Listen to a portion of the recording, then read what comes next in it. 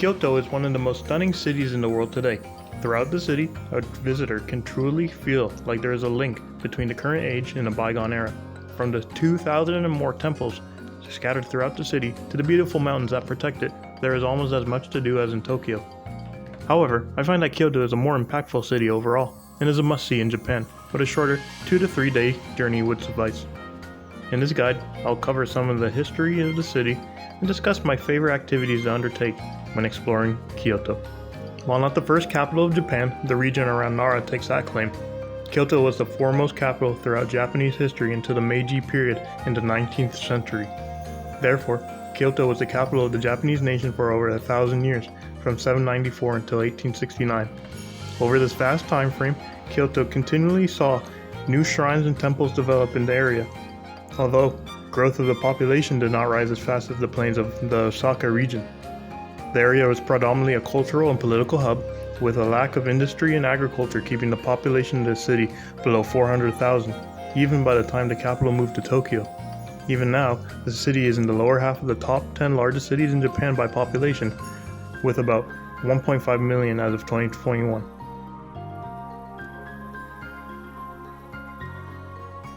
The highlights of Kyoto are based on the Buddhist and Shinto temples and shrines that represent a wide range of religious sects. This has caused every temple in the city to have a unique look, with each location offering a different experience. This ranges from Zen Buddhist sanctuaries at Ryoanji to the incredibly old Shimigamo and Kamigamo Shinto shrines. Over the years, conflicts in politics often led to a continual cycle of new structures, even while the location, tucked into a mountain-surrounded valley, provided protection against all offensives. The largest conflict in Kyoto's history was the Onin War of the 15th century, which led to the Warring States period of Japan. As a result, some of the religious sites are based on the same structures as those from the 12th or 13th centuries, but most are heavily updated or rebuilt over various editions throughout the year. For example, the famous Golden Pavilion, Kinkakuji, was first built in 1394, but has been destroyed and rebuilt at least 2 times, with the most famous of which being in 1950, when a 22-year-old novice monk burnt down the entire pavilion. Arson is a frequent reason for why buildings in Japan have not survived, but this is one of the most high-profile cases in the modern Japanese era.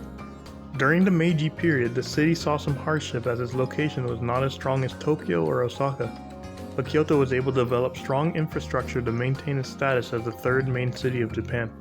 During World War II, the city was spared. As an advisor to the Roosevelt and Truman governments, Harry L. Stimson had traveled to the area before on his honeymoon and realized Kyoto's importance. Now, in the modern era, the numerous temples and shrines have been refurbished, remodeled, and restored to their former glory, allowing visitors to get a sneak peek into how Japan looked centuries ago. The best way to get to Kyoto is to take the Shinkansen for a 2.5-hour ride from Tokyo. With a rail pass, this is a free trip, while those with no pass will be looking at $130 in one-way cost from Tokyo. Remember that when you have a rail pass, you cannot get a seat on the fastest Nozomi Shinkansen, but the Hikari series offers a similar length of trip. Driving or taking a bus from Kyoto to Tokyo is far more time-consuming, even direct services taking about 6 hours at least, and prices are more variable from $20 to $60 one way. When traveling, time is money, and so I believe the Shinkansen will provide the best overall value. Night buses are also an option, as the Shinkansen only runs from about 6 a.m. to 9 p.m. But comfort and prices vary, so determine what works for you. Additionally, you may get a scenic view of Mount Fuji on the way with the Shinkansen, while a night bus will prevent that. While the city has plenty of budget hotels, this is a great time to stay at a Japanese-style lodging, or ryokan, for a few nights to further experience Japanese culture. These types of lodging come in many varieties, whether posh resort style or in a humble family house, but the experiences are similar. Ryokans often have extreme hospitality, with guests able to sleep in Japanese-style rooms on tatami mat floors and in futon beds.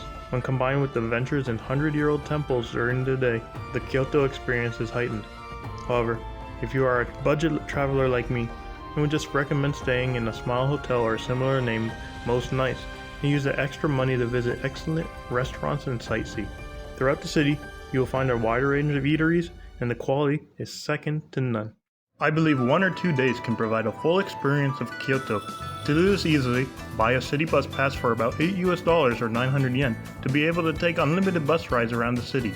This will allow you to hit multiple locations very quickly and efficiently. When arriving in Kyoto, make sure to get out and explore the Kyoto Station City, the impressive set of buildings surrounding the station that offer shopping, restaurants, and even lodging. Then, take a short walk up the street towards the Kyoto Tower across from the station that offers tremendous views of the city. Oftentimes, local hotels offer a free lift ticket to the observation platform, so staying close to the tower is a great idea. Next, to continue warming up the legs, head up the main street to Higashi Honganji Temple, see one of the largest wooden buildings in the world.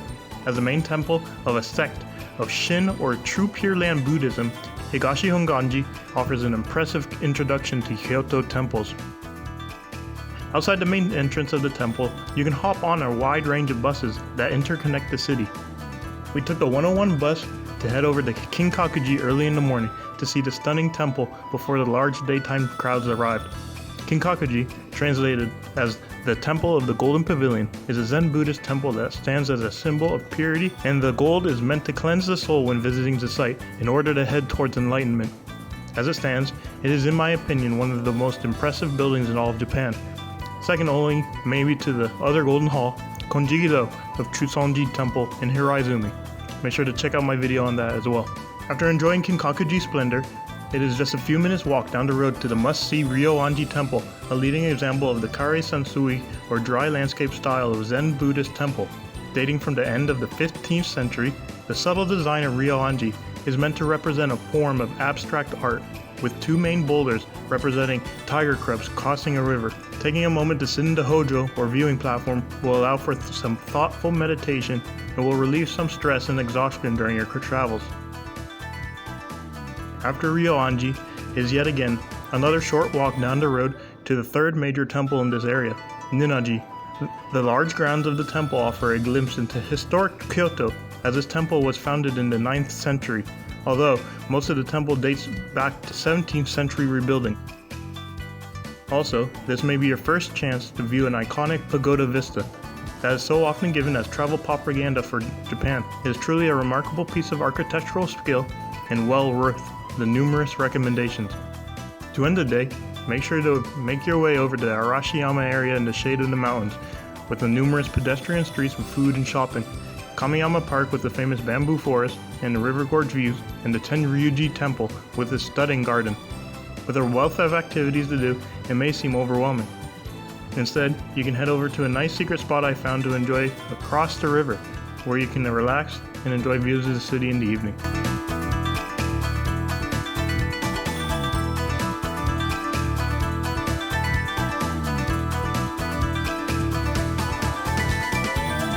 The next busy day of activity will be based on the east side of the city, starting in the Gion area.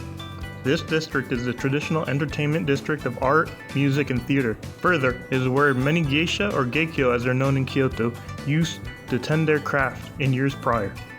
During various times of the year, you may see many Japanese tourists dressed up in kimono and yukata or male kimono, and this further adds to the ambiance. Make sure to explore the small streets and pedestrian alleyways fully, and then make your way east towards the hillside Yasuka Shrine and the famous Kiyomizudera Temple. Both of these sites offer grand vistas of the city and are interesting to show how similar Shinto shrines and Buddhist temples can be. Throughout the ages, these 2 religions have mixed together in Japanese society, and here is one way to see that. In between these 2 sites is the Higashiyama district, which is maintained in historical form with recent public works projects removing most modern infrastructure, such as telephone lines, from view. Next, you can hop on a bus and make your way north towards Jishoji, also referred to as Ginkakuji, a charming Zen temple that is known as the Silver Pavilion and is the sister to Kinkakuji in the west. This temple and garden complex offers a wonderful Zen experience for architecture and nature lovers alike.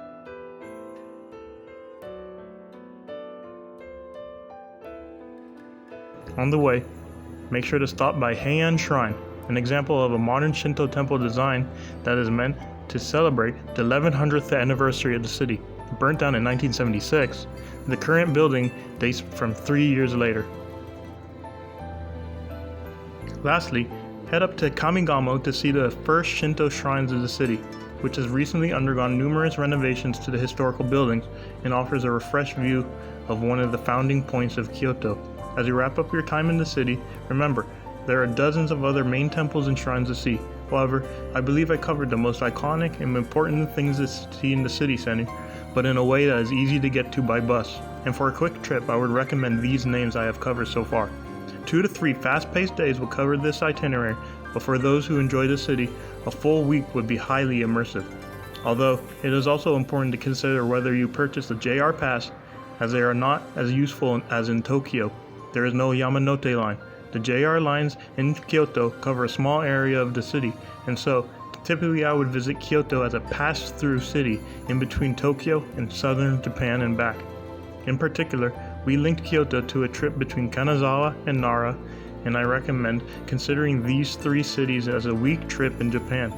Lastly, it will be important to consider the season for your visit to Kyoto, although all year round is spectacular. In the late fall, you will be met with the fiery shades of red and orange leaves in temples and across the hills, while in spring, you will be able to admire the wonderful cherry blossoms that are in bloom across the city. Winter sees very infrequent snowfall, but with luck, a wintry wonderland may unfold before you.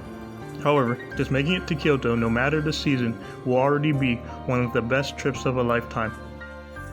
I hope this guide allows for you to begin starting your own research for a trip to the city. Hopefully, the pandemic that is currently preventing travel subsides soon, and Kyoto can once again share its magic with the rest of the world.